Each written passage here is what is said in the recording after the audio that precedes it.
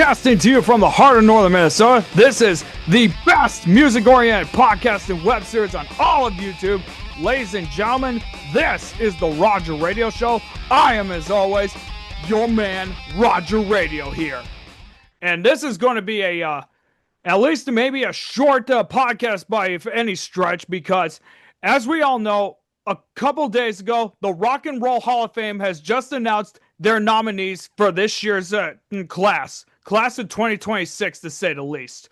And I thought I'd do a quick podcast to talk about them, discuss all of them, give my thoughts on it, and even try to see if I could screen share this on Zoom and whatnot and show you guys who I'm going to be voting for. So this will be a first, to say the least, because I am planning to vote as well. We got a lot of good nominees that are here, obviously, and I'm going to get right into them here. Assuming if I could even pull up some shit, because I got a bunch of fucking windows up, you know.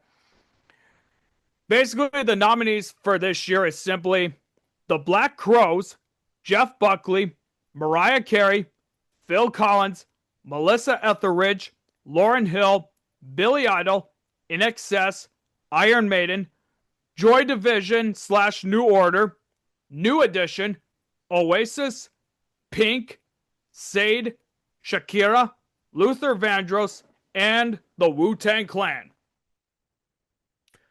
Now, obviously, ladies and gentlemen, there's obviously, I'm not going to sugarcoat it, obviously.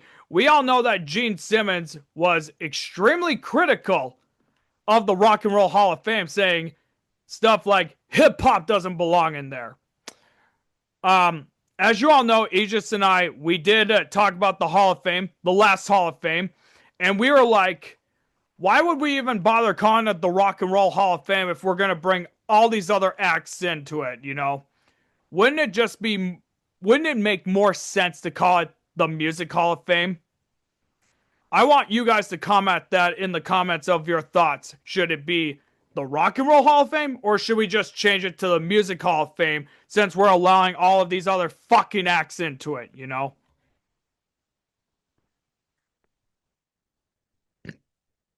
Alright, so I'm going to try and get right into this as much as I can, because we have so many pages to cover at least. We're going to start with the Black Crowes, who obviously have been around since 1984, to say the least. And as a matter of fact, they have a new album that's going to be coming out in, if I remember correctly, it'll be coming out on March 13th of this year.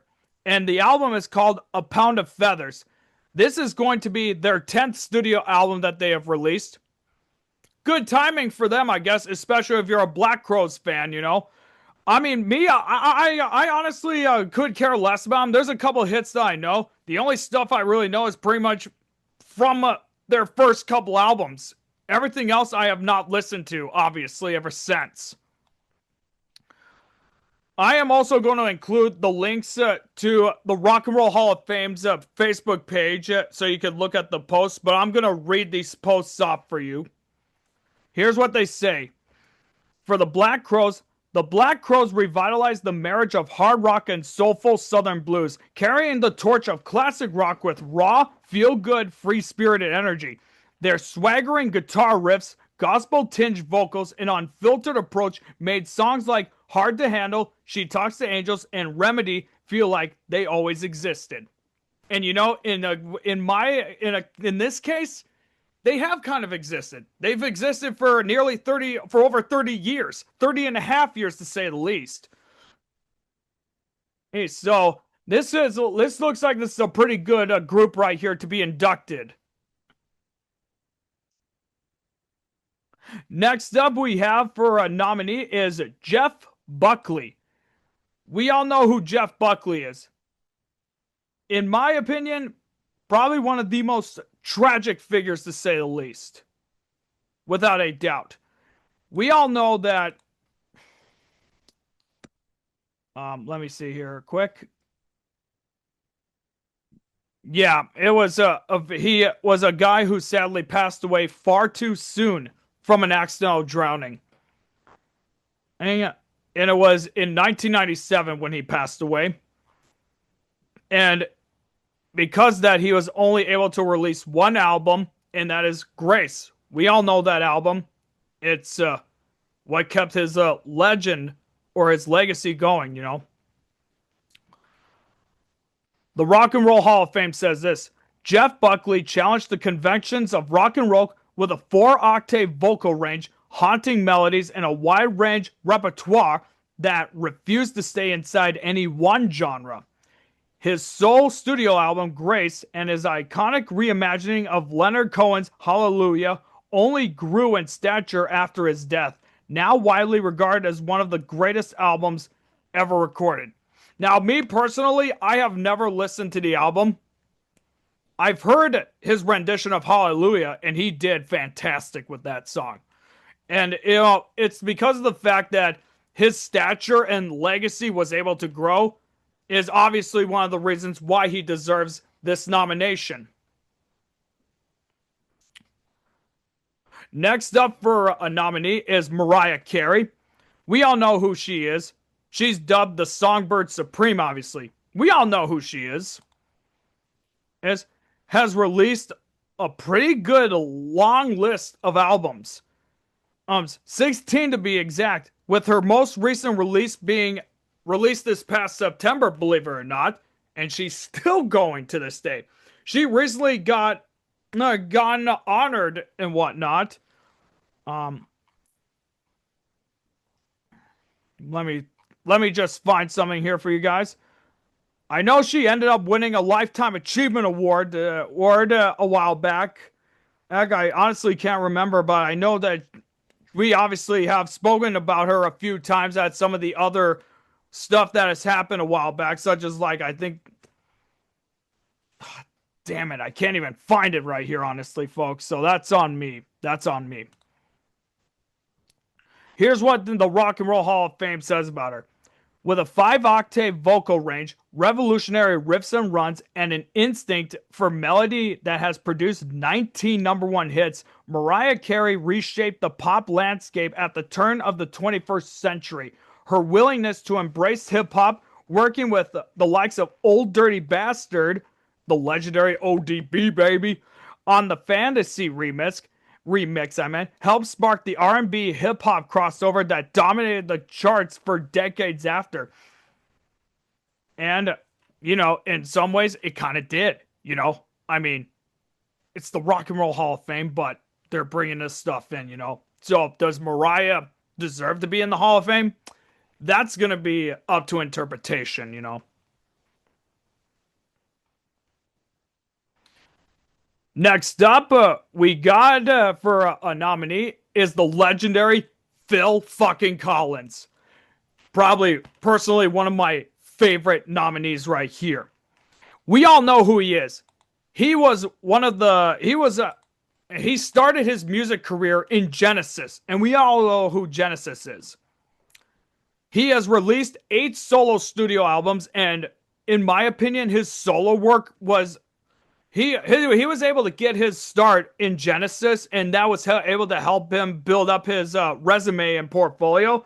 But it was his solo career where he really exploded into a juggernaut, a legend to be exact. Here's what it says. Phil Collins rose to prominence as one of the most inventive drummers of his generation before stepping into the front man role for Genesis and launching a solo career that spanned pop, R&B, and soul. The confessional directness of his song In the Air Tonight, the melodic warmth of Against All Odds, and the irresistible groove of Sussudio made him one of the defining voices of the 1980s. 150 million records sold across both careers. And honestly, it's because of that, and the fact that he is also a Grammy Award-winning artist himself is why he deserves to be in the Hall of Fame. Next up is Melissa Etheridge. Now, I knew a couple of her songs, obviously, and they were mostly from from one of her albums. I gotta see which one it was, if it was this one here. No, it wasn't this one.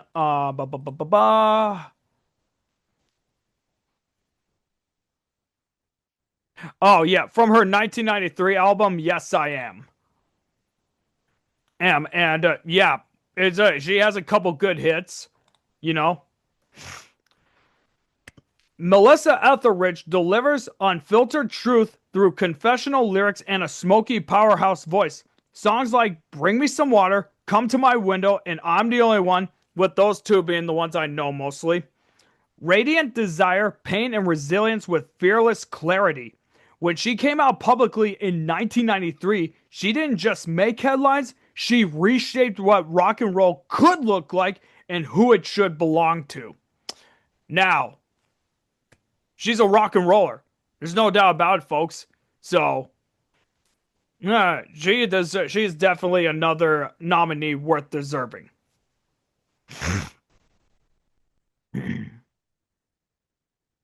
Next nominee that we have is Lauryn Hill, and I'm not gonna sugarcoat it with this one too. I did not know most. I did not listen to any of her work at all, but I know that her one solo studio album, The Miseducation of Lauryn Hill, is definitely her best work right there. It's even considered among the greatest albums ever, from what I've heard. And she had two studio albums that were under the Fugees name, which were Blunted on Reality from 1994 and The Score from 1996. Those two, obviously, I have never heard. As a member of the Fugees and architect of the miseducation of Lauryn Hill, Miss Lauryn Hill blended hip-hop, R&B, and neo-soul with a lyrical depth and emotional honesty that few artists before or since have matched. The album won the 1999 Grammy for Album of the Year, has sold over 20 million copies worldwide, and still ranks in the top 10 of Rolling Stone's 500 greatest albums of all time. Now, does she deserve to be in the Hall of Fame? I'll let you guys be the judge of that.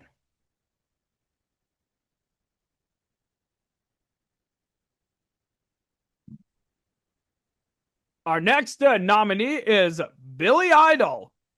And obviously, I can't get enough fucking Billy Idol, man. I really can't.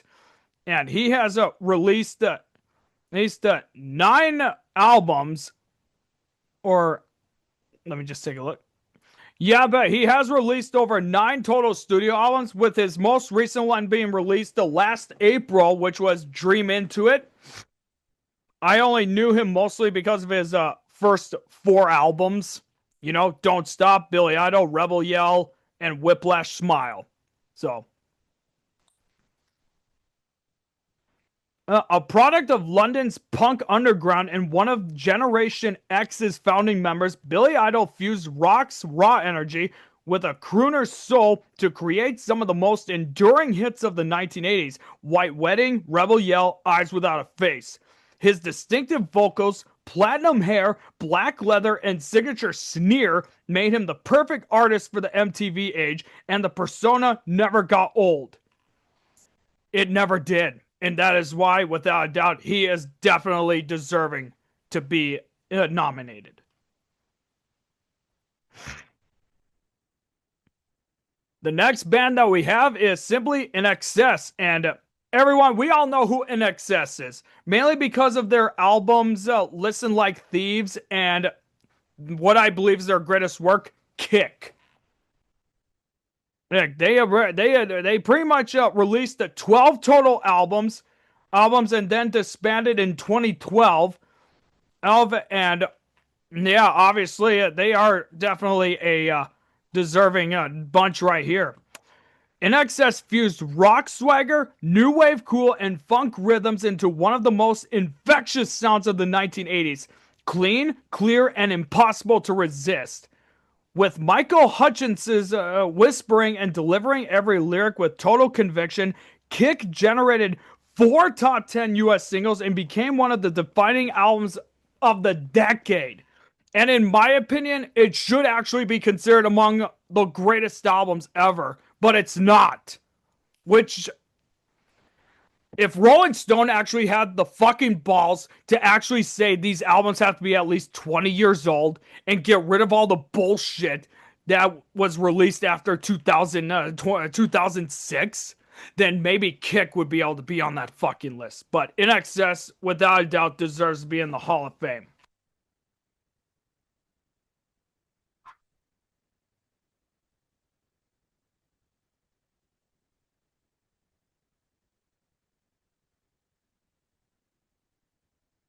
One minute, please.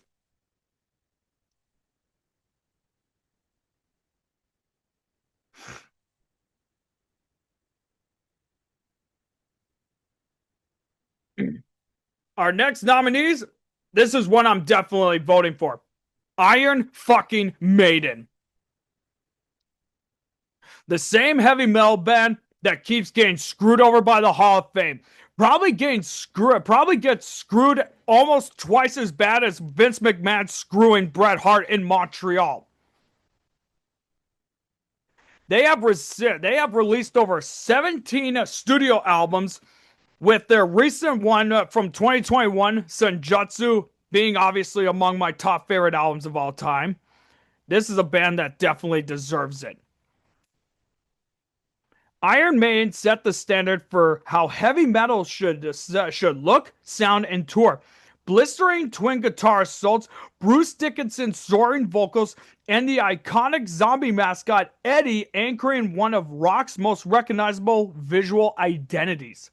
The Number of the Beast is still widely considered one of the greatest metal albums ever made, and their influence runs through nearly every major metal band that followed. And that's why they deserve to be in the Hall of Fame. But my question is the Hall of Fame going to fucking screw them again? That's my biggest question. Our next nominees is Joy Division / New Order. You know, they are the same band, but they changed the different names right after the death of their original singer and when they, did lineup changes, Joy Division, as we all know, they released two albums, which was 1979's Unknown Pleasures and 1980's Closure, and that was right before Ian Curtis sadly took his own life. And then New Order came into the picture and have since released 10 studio albums, with their most recent one being Music Complete in 2015. Excuse me. Joy Division melded the raw sounds of punk with literary themes of love, loss, and emotional despair. Ian Curtis's deep, commanding vocals, braced by cutting guitars, melodic bass lines, and echoing drums, transformed the emotional into the physical. When Curtis died in 1980, the remaining members became New Order, absorbed Kraftwerk and the electronic underground, and created Blue Monday, still the best-selling 12-inch single of all time. So definitely another good nomination right here.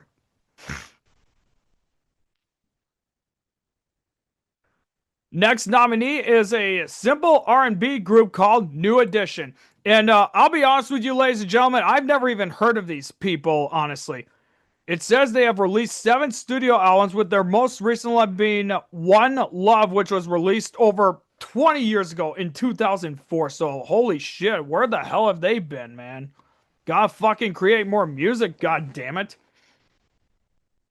New Edition fused the sounds of Motown and Philly Soul and remixed them for a new generation. Tight choreography, lush harmonies, and a universal appeal that created the template for every major R&B group that followed, from Boyz II Men to Backstreet Boys to Destiny's Child. When they split, every solo project went platinum, and when they reunited, Home Again became the best-selling album of their career. So there you go. Do they deserve to be in the Hall of Fame? I'll let you guys comment that and tell me what you think. The next nominees that we have here definitely need to be in the fucking Hall of Fame.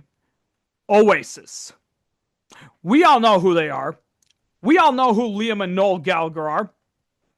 And as a matter of fact, while I was at work, I actually was listening to what I believe is their greatest work, What's the Story? Morning Glory. As you all know, we did a podcast episode talking about Morning Glory. They obviously have released 7 albums, with their most recent one being 2008's Dig Out Your Soul. But that was right before they ended up resulting in one of, if not the ugliest breakup in music history. It was August 2009. Liam and Noel got into a very violent fist fight that resulted in Noel quitting the band, and we saw what happened. The rest of the band tried to continue as BDI, but that failed spectacularly. Then Liam continued his solo career and actually was able to gain the confidence he needed to do what he did, while Noel Gallagher started Noel Gallagher's High Flying Birds, a band that's still going today. And we all know in 2024, Oasis reunited. And I actually melted inside when I saw that. I really did.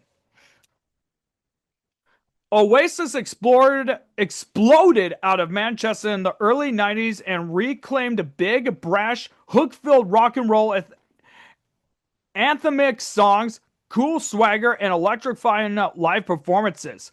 Wonderwall, Champagne Supernova, and Live Forever became England's go-to anthems, songs built for massive crowd sing-alongs that still fill stadiums 30 years later.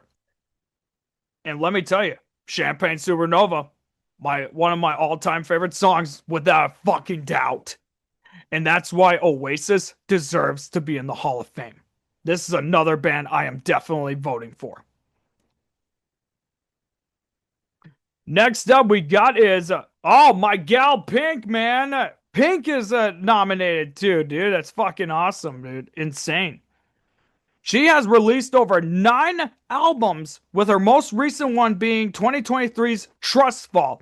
Now, obviously, I like her older stuff more, but I do like her. I really do. Pink fused rebellion with radical honesty, blending pop, rock, and R&B into songs that hit like a gut punch and a pep talk in the same breath, backed by gravity-defying live performances that have sold out arenas and stadiums worldwide for over 2 decades. With over 135 million records sold and sharp social commentary woven throughout her catalog, she has never once comprised the voice or the message. And that is a fair point. Does she deserve to be in the Hall of Fame? I believe so personally, but I'll let you guys tell me what you think. Next up we got is Sade. Simple as that. I'll be honest with you, I have never listened to any of Sade's stuff, really. I mostly know who she is because of the debut album, Diamond Life, which is still considered among the best albums ever, so.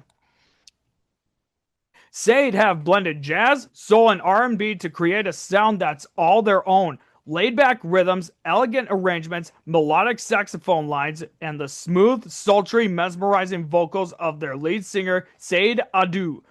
Over 4 decades and 6 studio albums, their songs of love, life, and loss have resonated with listeners on a deeply personal level. Beyonce and Drake both called Adu their muse. I'm not really sure what to think about this nomination, to be honest with you. Do Sade deserve to be in it? I'll let you guys tell me.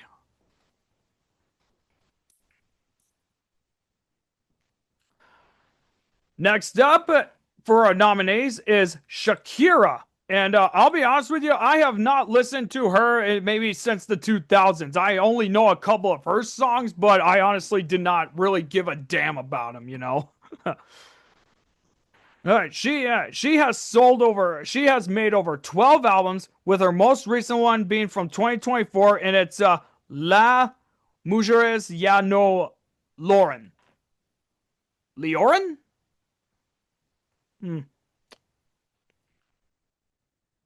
Shakira fused Latin roots with reggaeton and modern rock to create a multicultural sound beloved by millions, and crossed from Spanish language dominance into English language superstardom without ever letting go of what made her singular. With 125 million records sold, 4 Grammys, 15 Latin Grammys, and the highest grossing world tour ever by a Latin artist, her cultural footprint is undeniable. And considering her resume here, it is undeniable, but does she deserve to be in the Hall of Fame? I would think so, but like I said, it's Rock and Roll Hall of Fame. Next up for our nominees is Luther Vandross. And I do know some of his stuff. I've played some of his stuff on my old radio shows. Yeah, he ended up releasing over 14 albums with his final one being in 2003's Dance with My Father, which was a year before his untimely death at the age of 54 on July 1st of 2005. He is definitely a legend in what he did, without a doubt. Luther Vandross crafted the era's most enduring love songs with unparalleled vocals, raw emotion, and an unmatched gift for arrangement and production, balancing originals like Never Too Much with definitive reinterpretations that made classic songs feel entirely his own. From 1981 to 1996, he amassed 11 consecutive platinum albums and 26 top 10 R&B singles, making him one of the most consistent hit makers of all time. And he was very consistent with his stuff. He really was. Does he deserve to be a Hall of Famer? I think so, honestly. But like I said, it's Rock and Roll Hall of Fame, not the R&B Hall of Fame, so.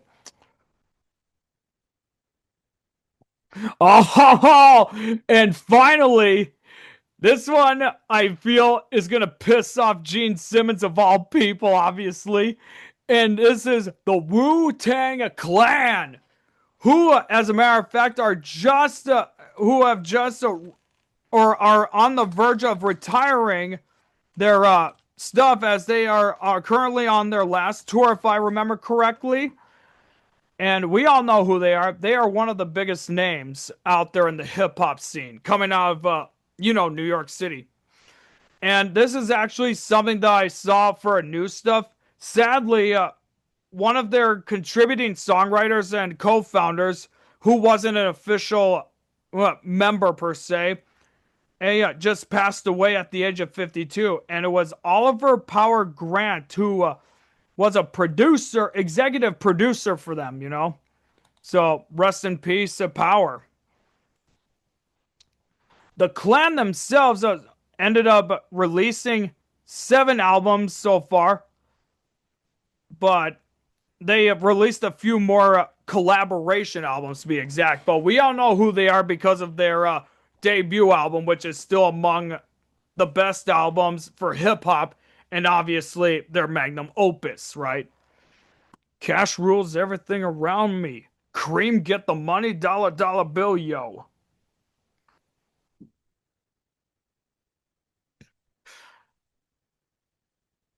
All right. So, Wu-Tang Clan arrived in 1993 with Enter the Wu-Tang 36 Chambers, raw lo-fi production built on kung fu samples and soul music, dense street narratives, and a unified collective of MCs unlike anything hip-hop had seen, and permanently shifted New York back to the center of the culture. Their unprecedented business model, allowing members to sign individual deals while remaining part of the collective, changed how artists negotiate power and ownership forever. That Imagine if NWA would have did that. And just a little side note here. Now that I'm kind of off track, I was watching a Chappelle Show skit, and it was their first and only racial draft, and the Asian delegates ended up drafting Wu-Tang Clan. I don't know if any of you saw that skit, but it's still one of my favorites.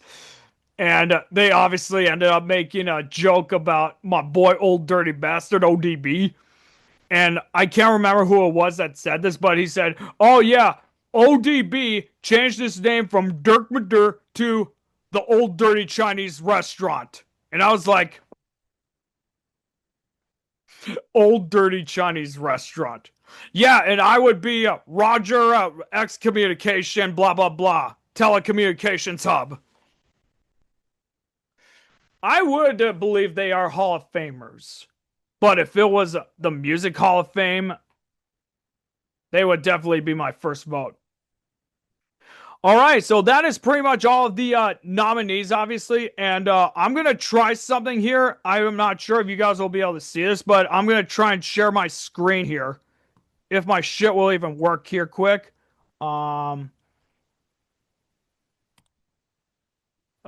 Let's actually do it like this here. All right, so this here is where you can vote. My stuff's going to be lagging a little bit. I do apologize, everyone. One, I do apologize. Let me see if this will work quick. I'm just gotta get an email to confirm if I could do this. I do hope it does work. Otherwise, if it don't, like, I do apologize for wasting your guys' time. All right, continue on, please. There we go. All right, so it says that I can choose 7 nominees. So we're going to do this accordingly here. Obviously, Phil Collins is going to be my first choice. In Excess, Oasis. Let's see. Where the hell is Iron Maiden at? Oh, yeah, there you guys are. Bam. So that's 1, 2, 3, 4. I'm obviously going to vote for Pink here. Wu-Tang Clan is a definite deserve. And I think if we're talking about, like, in terms of, like, musicians or whatever for other stuff, you know, fuck, this is going to be a tough one. I think for the sake of it, I think I'll do, obviously, Billy Idol. He did have a lot of swagger, so. Alrighty, so these are my nominees right here. I'm going with Iron Maiden, Phil Collins, Pink, Wu-Tang Clan, Billy Idol, INXS, and Oasis for my nominees. All right, cast my ballot. Yep, these are my picks right here, and I officially want to cast it. Yes. Achievement unlocked. Big debut. Cast your first ballot. Awesome. Yeah, I'm sure it is. All right, I'm locked in right here. So, yeah, if you guys want to nominate yourselves, I encourage you to nominate. This here will be the website right here where you can cast your votes. I will include it in the description below. Voting will go until April. So, all right, we might as well stop sharing the screen. Damn it, I gotta get some light on me, man. All right, I got my stuff right here. All right, ladies and gentlemen, thank you all so much for watching this. I hope you all enjoyed this podcast. And who do you guys believe should be in the Hall of Fame? If they are not any of these people, who do you believe they should be? And what are your thoughts about the state of the Rock and Roll Hall of Fame? Let me know in the comments below. I read every comment, and you guys if you guys are not happy with my votes, I don't give a single fuck, but I want to hear it, man. Just give it all to me. Give it to me, you know? Thank you all so much for watching. Subscribe to the Roger Radio Show. Hit the bell to be notified when I upload. Hit that thumbs up, man. And while you're at it, also go check out the Interrobang group as well. And check me out on all my social media. The links to everything will be in the description below. Thank you all so much for watching this podcast. And as always, until next time, ta-ta! For now!